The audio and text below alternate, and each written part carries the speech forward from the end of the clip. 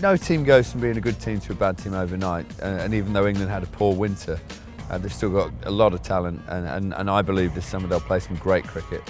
The upcoming test matches in England against Sri Lanka and India are quite important for England. They need to make sure that they win those series first and foremost in conditions that should suit them.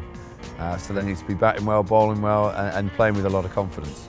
Now that Andy Flower isn't the England coach, I'd like to see either Ashley Giles carry on, he's sort of the interim manager at the moment. I think he'd do a good job. Or Mick Newell, who was my coach at Nottingham for 9 years. He's an exceptional manager and knows cricket inside out. I think he'd do a great job. Best captains I've ever played under are Andrew Strauss and Stephen Fleming, both for the same reason.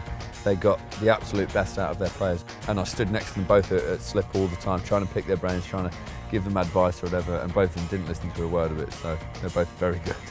I think for any sportsman, the moment that they realise they've got to retire is a moment of clarity. For me, it was when I realised I just couldn't bowl how I used to anymore. I couldn't put the spin that I used to put on the ball. When your body stops doing what you want it to, it's actually a very easy decision to make.